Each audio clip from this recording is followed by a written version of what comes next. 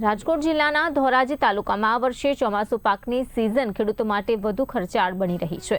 Diesel, ખાતર, બિયારણ, જંતુનાશક દવાઓ, મજૂરી અને ટ્રેક્ટર ખર્ચમાં નોંધપાત્ર વધારો થતાં ખેતીનો ખર્ચ વધી ગયો છે। બીજી તરફ કૃષિ પેદાશોના પૂરતા ભાવ ન મળતા ખેડૂતોને આર્થિક મુશ્કેલીઓનો સામનો કરવાનો વારો આવ્યો છે।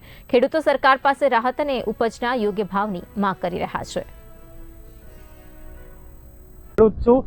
અત્યારે જે ખાતર, બિયારણ, દવા, પછી આ ડીઝલ, આ એના પેટ્રોલ, આ એના ભાવ વધારા કર્યા સરકારે, એની સામે ખેડૂતોની જણસીના ભાવ આજે જે 15 વર્ષ પહેલાં હતા ને અત્યારે એના બજાર છે તો 15 વર્ષ પહેલાં ડીઝલ, ખાતર અને આ પેટ્રોલ ને એ બધાના ભાવ દવાના ને ક્યાં હતા ને અત્યારે દવા ને ખાતર, બિયારણ ને એના ભાવ ક્યાં પહોંચ્યા છે।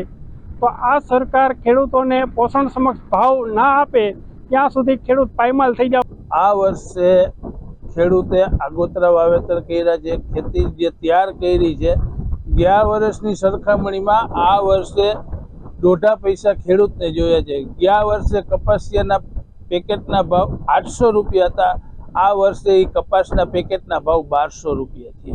પછી ગયા વર્ષે 2200-2500 રૂપિયાની જે મણ મગફળી મળતી હતી એ મગફળી આજે 3200 રૂપિયાના મણ દાણા મળે છે।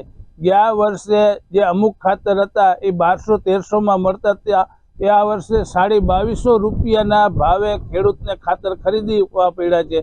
જે ટ્રેક્ટરની ખેતી 200 રૂપિયા વીઘો ખેડી દેતા હતા, આ વર્ષે ડીઝલના ભાવ વધ્યા, એના હિસાબે 300 રૂપિયા એક વીઘાના ખેડૂત પાસેથી। ગયા વર્ષની સરખામણી આ વર્ષે ખેતી ખૂબ ખર્ચાળ ને મોંઘી બની છે, કારણ કે ખાતરના અને બિયારણના ભાવમાં બહુ ખૂબ મોટો વધારો આવ્યો છે અને પડતા માટે બધું ડીઝલના ભાવમાં પણ વધારો આવ્યો છે। જંતુનાશક દવામાં તમામમાં ભાવ વધારો આવ્યો છે, એના કારણે ખેતી ખૂબ ખર્ચાળ થઈ છે અને ઉત્પાદન પણ પૂરું મળતું નથી। વાતાવરણ અનુકૂળ ન હોવાના કારણે ખેડૂતોની હાલત એવી છે, જો વર્ષે હિસાબ કરવા બેસે તો સામે નુકસાની જાય છે। તો આ ખેડૂતો અત્યારે ખાવા પીવાની ઘટે છે અને માથે જતા છોકરાને ભણાવવાના ખર્ચા ક્યાંથી કાઢવા એ પણ મુશ્કેલીનો સામનો કરવો પડી રહ્યો છે। આવનારા સમયની અંદર આ દેશના ખેડૂતો બરબાદીમાં ધકેલાઈ જાય તો આવનારા સમયની અંદર ખાદ્ય ક્ષેત્રે દેશને ખૂબ મોટું નુકસાન ભોગવવું